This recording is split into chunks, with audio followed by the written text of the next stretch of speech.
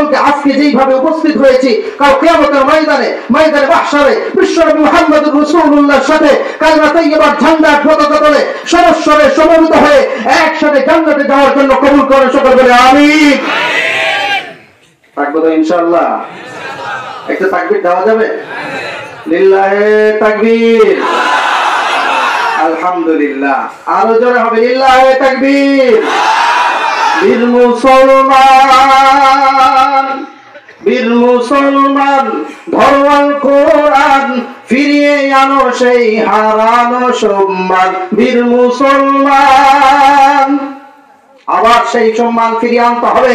আবার যদি মুসলিম জাতি জাগ্রত হয়, আবার যদি ঘুমন্ত জাতির সুমন্ত মিজাজ সজাগ হয়, আবার বাইতুল মুকাদ্দাস ওই ইসরায়েলের হাত থেকে স্বাধীন হবে, কথা বলেন ঠিক না?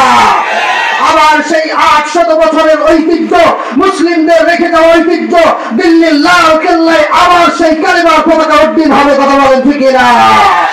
লিল্লাহে তাকবীর। বীর মুসলমান ধরো আল কোরআন, ফিরিয়ে আনো সেই হারানো সম্মান। বল সবাই, বীর মুসলমান ধরো আল কোরআন, ফিরিয়ে আনো সেই হারানো সম্মান। নারায়ে তাকবীর, নারায়ে তাকবীর। তলবি বুলবি ধ্বনি ভরায় আর একবার। বীর মুসলমান, শোনো মুসলমান, বীর মুসলমান ধরো আল কোরআন, ফিরিয়ে আনো সেই হারানো সম্মান। ফিরিয়ে আনো সেই হারানো সম্মান। নারায়ে তাকবীর, নারায়ে তাকবীর। তোলো তাকবীর ধ্বনির আওয়াজ আর একবার। বীর মুসলমান, লিল্লাহে তাকবীর, আলহামদুলিল্লাহ। তাকবীর দিলে খুশি হন কে? বেজার হয় কে? হুজুর বেজার হওয়ার লোক আছে? আস্তে আস্তে। তাকবীরের 4টা ফজিলত বলবো, নগদ ফজিলত। 1 নম্বর হলো তাকবীর দেওয়ার সঙ্গে সঙ্গে খুশি হবেন কে?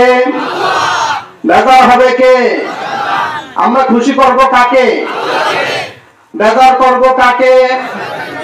মুসলমান যখন আরাফার ময়দানে যায়, সারা জীবন দুনিয়ার মধ্যে গুনাহের কারণে সারাটা জীবন যখন নষ্ট করে দিল, শয়তান তো অনেক খুশি। যখন আরাফার ময়দানে যাওয়ার পরে বান্দা যখন আল্লাহর কাছে আল্লাহ বলে ডাক দেয়, আল্লাহর কাছে যখন গোনাজারি করে, সঙ্গে সঙ্গে আল্লাহ খুশি হয়, বেজার হয়